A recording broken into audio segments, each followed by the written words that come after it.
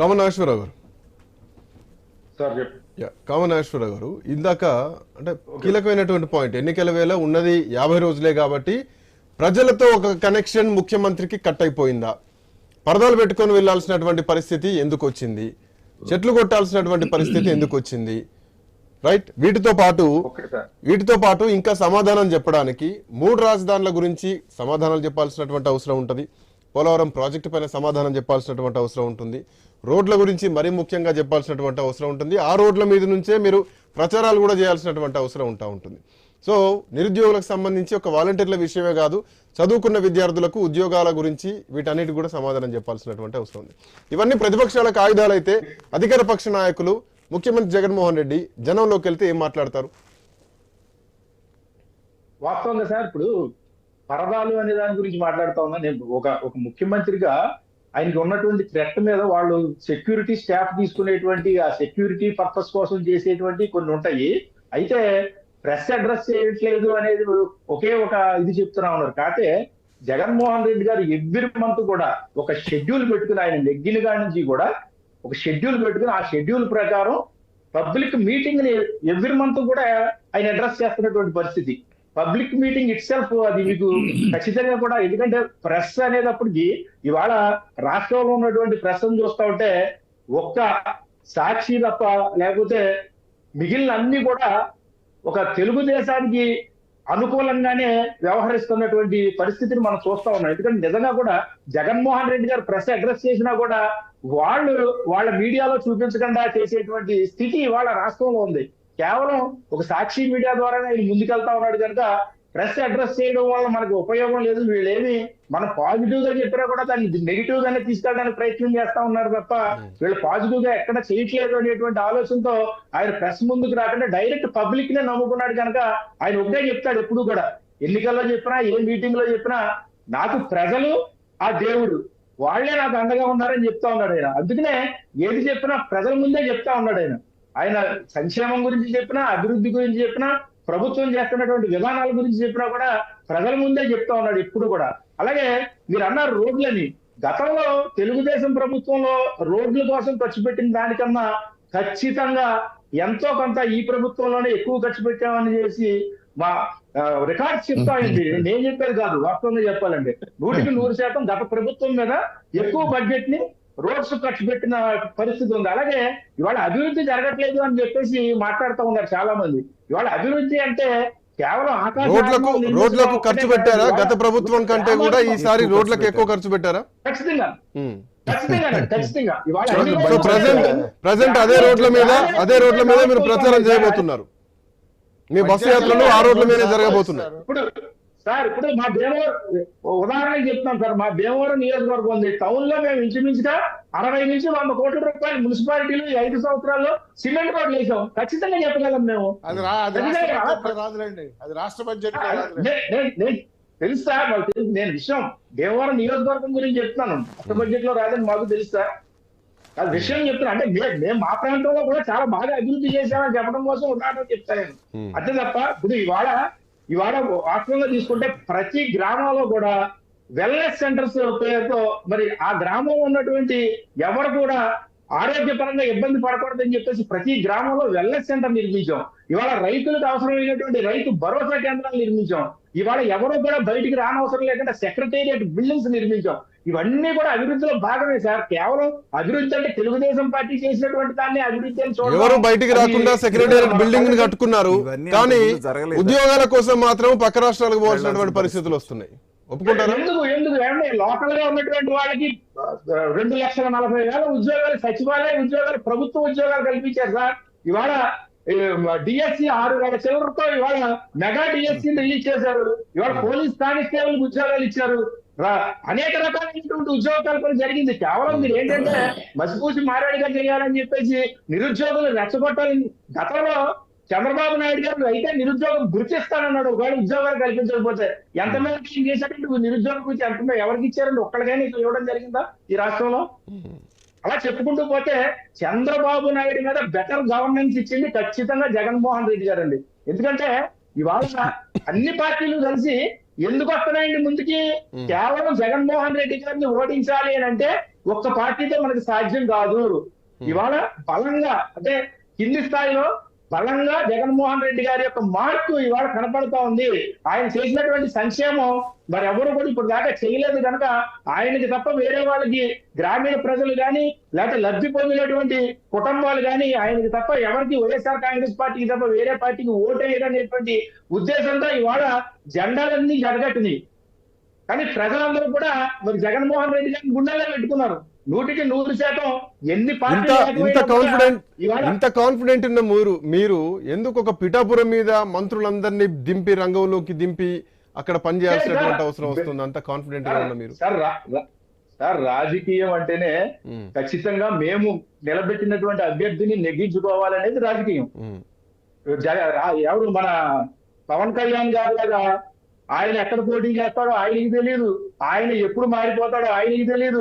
ఆయన నిలబెట్టినటువంటి వ్యక్తికే మళ్ళీ నిన్న ఆయన నిలబెట్టినటువంటి వ్యక్తిని నేను చెప్పాను కదా ఆయనే చెప్తున్నాడండి, నాకు మళ్ళీ నువ్వేమి మోసం చేయవు కదా అని అడుగుతున్నాడు ఆయన కాకినాడ పార్లమెంట్ కి పంపిన ఆయన్ని. అంటే ఆయనకి ఎవరి మీద కార్యకర్త మీద నమ్మకం లేదు. ఆయన ఎవరినైనా ప్రశ్నించొచ్చంట, ఆయన్ని ప్రశ్నిస్తే మాత్రం వాళ్ళు వైసీపీ పవర్ఫుల్ గా చూస్తానని చెప్తా ఉన్నాడు ఆయన. ఈ రకంగా ఇప్పుడు ఇందాక ఆయన పేరు నాకు సారీ క్షమించాలి, ఆయన జనసేన నుంచి ఎవరు ఉన్నారు ఆయన పేరు నాకు ఐడియా లేదు, ఆయన మాట్లాడుతూ అన్నారు ఒక పార్టీ తల్లి లాంటిది, ఆ పార్టీని పనిచేయడానికి ఆ పార్టీ తీసుకున్నటువంటి నిర్ణయాన్ని దేన్నైనా కూడా మేము చూసా తప్పకుండా మేము ఇచ్చేస్తాం. పార్టీ తీసుకున్నటువంటి నిర్ణయం కరెక్ట్ అయితే పార్టీ అధ్యక్షుడే సరైనటువంటి నిర్ణయం తీసుకోకపోతే ఏం చేయాలి? పార్టీ అధ్యక్షుడు వేరే పార్టీతో సంబంధం పెట్టుకుని నాకు పార్టీ జనరల్ గా ఒక రాజకీయ పార్టీ అంటే ఏంటి దేనికి రాజకీయ పార్టీగా పెడతారు? 2014 లాగా పోటీ చేయకుండా ఆయన రాజకీయ పార్టీగా నేను జనసేన తరపున నేను పార్టీలో ఎవరిని పోటీ చేయను, ఒక పార్టీకి సపోర్ట్ చేస్తానంటే ఎవరు మాట్లాడరు సార్. ఆయన నేను రాజకీయ అధికారంలోకి వస్తాను, నాకు రాజకీయ అధికారం కావాలి, నేను క్లీన్ పాలిటిక్స్ తీసుకొస్తానని చెప్పేసిన ఆయన ఇవాళ మా భీమవరం నియోజకవర్గంలో ఒక అభ్యర్థికి ఆయన టికెట్ ఇచ్చారు. ఒక పార్టీలో ఉండి ఇంకొకరితో పొత్తు పెట్టుకోవడం ఏంటి అని అంటున్నారా? వాళ్ళు కూడా పోటీ చేస్తూ ఇంకొకరికి అదే సార్ నేను అనేది ఇప్పుడు ఒక పార్టీలో ఉంది కదండి, పార్టీలో ఒక పార్టీ కాదు కదా, 3 పార్టీలు 4 పార్టీలతో పొత్తు పెట్టుకుంటున్నారు సార్. అది నేను చెప్పేది. ఆయన క్లీన్ పార్టీస్ తీసుకొస్తానన్న ఆయన ఇవాళ ఆయన 2019 ఎన్నికలప్పుడు ఆయన దేవవరం నియోజకవర్గంలో పోటీ చేశారండి. ఆయన మీద పోటీ చేసినటువంటి ప్రత్యర్థుల మీద ఆయన ఒక మాట్లాడారు. ఆయన ఏమనంటే ఇక్కడ ఉన్నటువంటి అభ్యర్థి అంజిబాబు గారు అయినటువంటి అభ్యర్థి 60 ఎకరాలు చిన్నవేర్లు ల్యాండ్ ఎక్విజిషన్ చేసేసి ఆ ల్యాండ్ అంతా దుబ్బేసాడు, ఆయన ఉంచేసుకున్నాడు, ప్రభుత్వానికి సరెండర్ చేస్తానని చేయకుండాను అని చెప్పి ఆయన ఆరోపణలు చేశాడు. ఇవాళకి అప్పటికి చేంజింగ్ సర్కమ్స్టాన్సెస్ ఏంటంటే ఆ రోజున ఆయన మీద ఓడిపోయాడు, ఆయనకి ఇవాళ తెలుగుదేశం పార్టీలో ఉన్నటువంటి వ్యక్తి జనసేనలో తీసుకొచ్చి టికెట్ ఇచ్చారు. ఏంటి చేంజింగ్ సర్కమ్స్టాన్సెస్? ఈ లోపు ఏం మారిపోయాడు? ఆయన ఎలా గొప్ప అయిపోయాడు, ఆయన ఎలా నీతివంతుడు అయిపోయాడు, ఈయన నీతివంతమైనటువంటి పాలిటిక్స్ ని మొత్తం రాష్ట్ర వ్యాప్తంగా కూడా సమాధానం చెప్పాలి.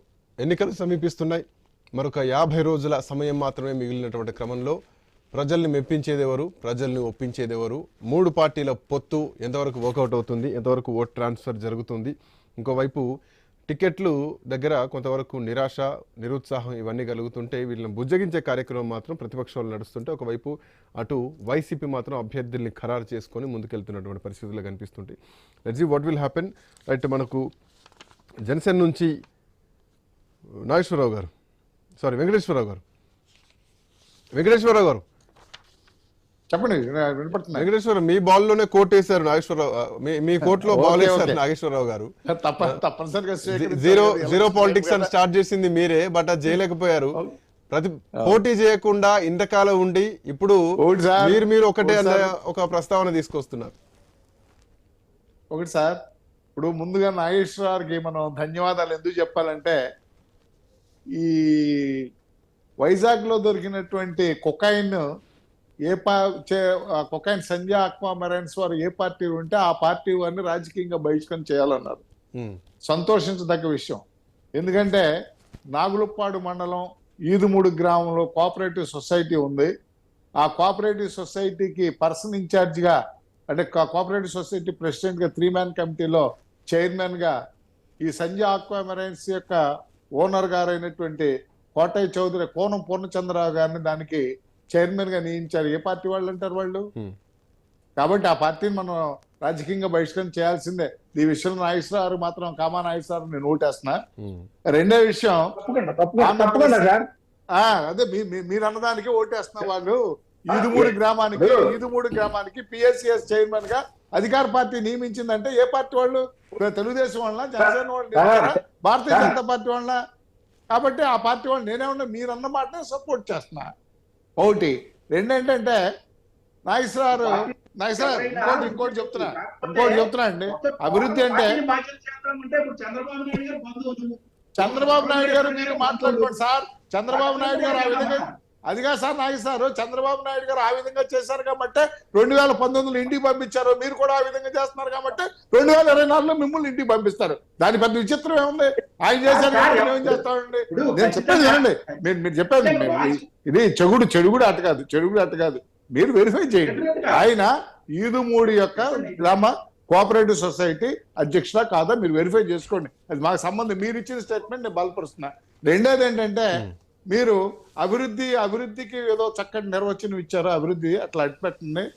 ఆంధ్రప్రదేశ్ రాష్ట్రం యొక్క బడ్జెట్ 2,80,000 కోట్ల పైచిలుకుంది గత 2019 నుంచి మనం లెక్కేసుకున్న ప్రతి సంవత్సరం కూడా. గవర్నమెంట్ గత ప్రభుత్వం 4 లక్షల కోట్ల అప్పు మీకు ఇచ్చేళ్తే ఇవాళ 11 లక్షల కోట్ల అప్పు తీసుకొచ్చారు. సంవత్సరానికి 2,85,000 కోట్ల పైచిలుకు బడ్జెట్ ఉంటే ఈ రోజున ఆంధ్రప్రదేశ్ రాష్ట్రంలో మీరు చెప్పే సోకాల్ సంక్షేమ పథకాలు మీరు ఖర్చు చేసిందంత 2,50,000 కోట్లు. ఇది మీ ముఖ్యమంత్రి గారు స్వయంగా సిద్ధం సభల్లో ప్రకటించినటువంటి విషయం. అప్పు తీసుకొచ్చినటువంటి 8 లక్షల కోట్ల రూపాయలు ఏమైపోయినాయి? రాష్ట్ర బడ్జెట్ లో వచ్చినటువంటి 2,85,000 కోట్లు ప్రతి సంవత్సరానికి వచ్చే బడ్జెట్ ఏమైపోయింది? ఉద్యోగాలకు జీతాలు ఇవ్వలేని పరిస్థితి. పెన్షనర్ సకాలంలో పెన్షన్ చెల్లించలేనటువంటి అభివృద్ధిలో మనం ఉన్నాం. రెండోటి, మీరైతే పిఠాపురంలో రాజకీయం చేయొచ్చు, జనసేన ఆంధ్రప్రదేశ్లో రాజకీయం చేయటానికి వీల్లేదా? ఇప్పుడు గతంలో 2014 ఎన్నికల్లో మా స్టాండ్ వేరు, 2019లో మా స్టాండ్ వేరు, 2024 ఎన్నికలకు మా స్టాండ్ చాలా ప్రస్ఫుటంగా ఆవిర్భావ సభలో వైసీపీ వ్యతిరేక ఓటు కానీ ప్రభుత్వ వ్యతిరేక ఓటును కానీ మేము చేరలేనున్నాం. అందులో భాగంగా ఎప్పుడు కూడా అధికార పక్షానికి కొన్ని వెసులుబాట్లు ఉంటాయి. ఉదాహరణకి మీ సిద్ధం సభలకి అడిగినా అడగపోయినా ఆర్టీసీ వాళ్ళు బస్సులు పెడతారు, బ్రేక్ ఇన్స్పెక్టర్ వారు బస్సులు పెడతారు. అదే ప్రతిపక్ష ఒకటే అధికార పక్షానికి ఉండే వెసులుబాట్లు, ప్రతిపక్షానికి ఉన్నటువంటి బాధలు ఎన్నో ఉన్నాయి. అందుచేత ఏంటంటే ప్రతిపక్షం వాళ్ళు అధికార పక్షాన్ని ఎదుర్కోవాలంటే ప్రతిపక్షాన్ని వాళ్ళందరూ కూటమికి ఏర్పడతారు. అది వాళ్ళ త్యాగాలకు సంబంధించినటువంటి విషయం. బిఫోర్ దట్ తెలుగుదేశం పార్టీ జాతీయ అధికార ప్రతినిధి జ్యోత్స్న గారు మనతో పాటు ఫోన్ లైన్ లో అందుబాటులోకి వచ్చారు.